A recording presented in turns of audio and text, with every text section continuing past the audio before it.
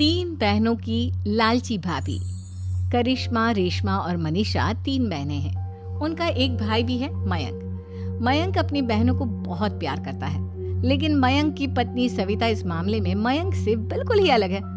वो अपनी ननदों का जितना बुरा कर सकती है उतना बुरा करती ही रहती है और अपनी ननदों पर हुक्म भी चलाती है। करिश्मा, करिश्मा, तुमने अभी तक नाश्ता नहीं बनाया? तुम्हारे भैया को ऑफिस जाने में देर हो रही है।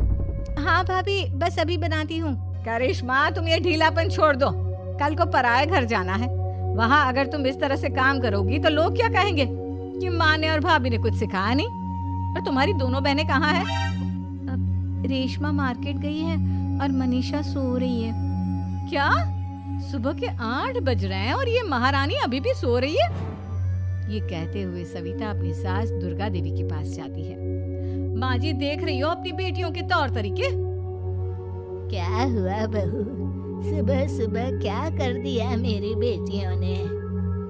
अरे एक तो अभी अभी उठकर किचन में गई है, दूसरी सुबह सुबह बाहर चली गई और तीसरी अभी तक सो रही है। क्या करूं मैं इन तीनों का? मैं तो परेशान हो गई हूँ। जा जाकर उठा उसे और रेशमा से मैं बात करती हूँ। सविता सीधा मनीषा के कमरे में जाती है और उससे कहती है, महारानी जल्दी उठो, सूरज सर पर आ गया है।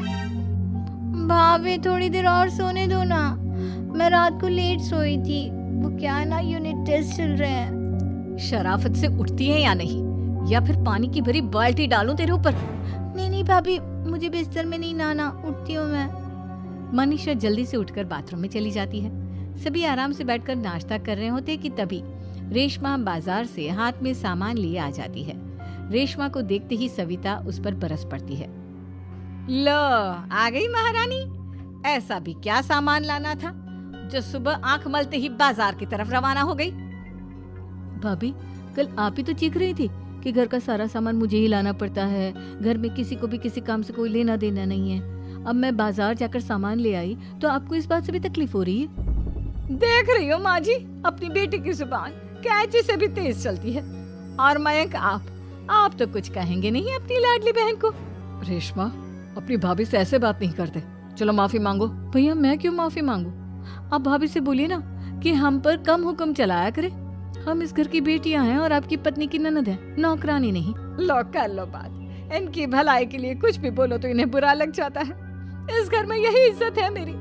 देख लो माँ जी, आपकी बेटी किस लहजे में मुझसे बात कर रही है। सविता वहाँ से चली जाती है। मयंक को बहुत गुस्सा आता है, वो भी वहाँ से चला जाता है। फिर करिश्मा रेशमा को समझाती है। रेशमा, तुम्हें भाभी से माफी मांग लेनी चाहिए थी ना। लेकिन दीदी, मैंने कुछ किया ही नहीं, तो मैं माफी क्यों मांगू? हाँ करिश्मा दीदी, रेशमा दीदी जैसे ही घर में आई भाभी ही उन पर चिल्ला रही थी। हाँ, मैं मानती हूँ कि गलती भाभी की थी। मैं तो इसलिए बोल रही हूँ कि भाभी ने माँ को तो पूरी तरह अपने वश में कर लिया है। वो हमारी बात सुनती ही नहीं। मयंक भैया हमारे लिए हमेशा खड़े रहते हैं, इसलिए उनकी बात का मान तो तुम्हें रखना चाहिए था ना। कोई फायदा नहीं दीदी, कुछ दिनों की बात और है, भाभी उन्हें भी हमारे खिलाफ भड़का देंगी। फिर वो भी माँ की तरह हमारी किसी बात का विश्वास नहीं करेंगे। इसी तरह सविता अपनी तीनों ननदों को किसी न किसी बात पर परेशान करती रहती थी। एक दिन मयंक अपनी तीनों बहनों के लिए गिफ्ट लाया। करिश्मा, ये तुम्हारे लिए हार का सेट। रेशमा, तुम्हारे लिए सुंदर सी ड्रेस। और मनीषा, तुम्हें किताबें पसंद है ना, तुम्हारे लिए किताबें लाया हूँ। थैंक यू भैया। थैंक यू भैया। थैंक यू भैया। करिश्मा, तुम्हारा नेकलेस कितना सुंदर है। ये भैया कहाँ से ले आए होंगे? मैंने भैया को 3 दिन पहले फोन पर ये डिजाइन दिखाया था और आज भैया ये ले आए। सविता तो अपनी ननदों के गिफ्ट्स देखकर जल गई और करिश्मा का नेकलेस तो उसे भी बहुत पसंद आया था। अपनी बहनों के लिए कितना अच्छा नेकलेस लेकर आए हैं, मुझे कभी कोई गिफ्ट नहीं दिया। मैं आज ही ये हार चुरा लूंगी। रात में सविता करिश्मा का हार चुरा लेती है और इसी तरह उसे अपनी ननदों की जो भी चीज अच्छी लगती वो उसे मांगती नहीं, बल्कि रात के अंधेरे में चुरा लेती। इसी तरह दिन बीतते गए और सविता ने मयंक के दिल में भी उसकी बहनों के लिए नफरत पैदा कर दी। एक दिन मयंक ने करिश्मा और रेशमा के लिए रिश्ता देखा और ये बात उसने घर में सबको बताई। माँ, करिश्मा और रेशमा के लिए बहुत अच्छा रिश्ता आया है। वो लोग कल इन्हें देखने आ रहे हैं। आप और सविता मिलकर सारी तैयारी कर लेना। ये सुनकर करिश्मा और रेशमा खुश हो जाती हैं, लेकिन सविता सोचती है, अगर इन दोनों बहनों की शादी हो गई तो घर और बाहर का काम कौन करेगा? मनीषा तो एक नंबर की कामचोर है, उससे तो किसी बात की उम्मीद लगाना ही बेकार है। मुझे इस शादी को रोकना होगा। अगले दिन सभी लड़के वालों के स्वागत की तैयारी करने में लगे होते हैं। तभी मयंक अपनी बहनों से आकर कहता है, तैयार हो गई तुम दोनों? देखो दोनों लड़के बहुत अच्छे हैं, मैं कोई कसर नहीं छोड़ना चाहता, इसलिए तुम उनके सामने अच्छे से बिहेव करना और अपनी भाभी से लड़ने मत लग जाना। करिश्मा, तुम वो नेकलेस पहन लो ना जो मैं तुम्हारे लिए लाया था। भैया मैं बहुत देर से वो नेकलेस ढूंढ रही हूँ, लेकिन मुझे मिल ही नहीं रहा। क्या तुमने नेकलेस खो दिया? तुम्हें पता भी है वो कितना महंगा था? तुम कोई काम ढंग से नहीं कर सकती। मयंक गुस्से में वहां से चला जाता है। थोड़ी देर बाद लड़के वाले भी आ जाते हैं। वो दोनों बहनों को पसंद कर लेते हैं और रिश्ता पक्का हो जाता है। लेकिन सविता के दिमाग में तो कुछ और ही खिचड़ी पक रही थी। वो पंडित जी के पास करिश्मा की कुंडली लेकर जाती है और उन्हें पैसे देकर करिश्मा की कुंडली बदलवा देती है। जब लड़के वालों के पास करिश्मा की कुंडली जाती है तो वो दुर्गा को फोन करते हैं। बहन जी, हमने करिश्मा की कुंडली अपने पंडित जी को दिखाई थी। आपकी बेटी की कुंडली नहीं बल्कि दोषों का पिटारा है। देखिए, मैं और मेरे पति इन सब बातों में बहुत विश्वास करते हैं, इसलिए हम आपकी बेटी से अपने बेटे की शादी नहीं करा सकते। इस तरह करिश्मा का रिश्ता टूट जाता है और सभी घर वालों को बहुत दुख होता है। अब कविता सोचती है, चलो करिश्मा का तो रिश्ता टूट गया, अब रेशमा का भी रिश्ता तोड़ना है। क्या करूं? अब सविता आवाज बदलकर किसी अननोन नंबर से रेशमा के होने वाले ससुराल में फोन करती है। हेलो, मैं कौन हूँ कौन नहीं ये आपके लिए जानना जरूरी नहीं। बस इतना सुन लो कि रेशमा का 2 साल से किसी के साथ अफेयर चल रहा है। बस रेशमा का रिश्ता तोड़वाने के लिए सविता का इतना कहना काफी था। अब रेशमा का भी रिश्ता टूट गया। मयंक और दुर्गा देवी ने रेशमा को खूब खरी खोटी सुनाई और उससे बार बार उस लड़के के बारे में पूछने लगी। आप दोनों मुझे क्यों परेशान कर रहे हो? अरे कोई लड़का होगा मेरी लाइफ में तो मैं बताऊंगी ना, जब कोई है ही नहीं तो कहाँ से लाऊं मैं कोई लड़का?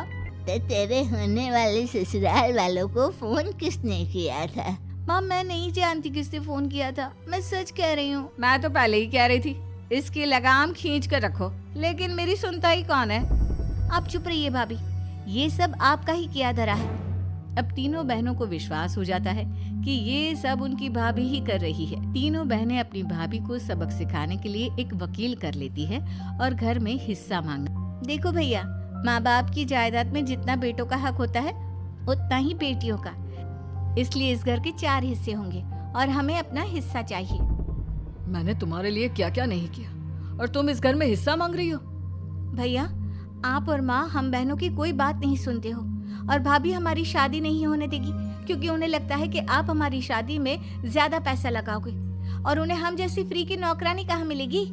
तो हम भाभी के साथ तो रह नहीं सकते, हम बहनों को अपना हिस्सा चाहिए। अरे तुम्हें शर्म आनी चाहिए अपने भाभी पर ऐसा इल्जाम लगाते हुए। वो तुम्हारे बारे में कितना सोचती है। हाँ माँ, भाभी हमारे बारे में बहुत सोचती है, दिन रात बस यही सोचती रहती है कि किस तरह से अपनी तीनों ननदों को परेशान करूं और कभी मुझे पढ़ने भी नहीं देती। दोनों बहनों का रिश्ता भी तो इन्होंने ही तोड़वाया है और रात में हमारे कमरे में आकर हमारी चीजें भी चुराती हैं। इसी तरह सविता की तीनों ननदें अपनी बात पर अड़ी रही। अब कोर्ट में तारीख भी शुरू हो गई। जब सविता को लगा कि उसकी तीनों ननद इतनी आसानी से नहीं मानने वाली, तो उसने अपने पति और सास को सारी सच्चाई बता दी और अपनी तीनों ननद से माफी मांगी। मयंक और दुर्गा को भी अपनी गलती का एहसास हो गया। अब सविता खुद करिश्मा और रेशमा के लिए अच्छा रिश्ता ढूंढती है और उनकी शादी करवाती है।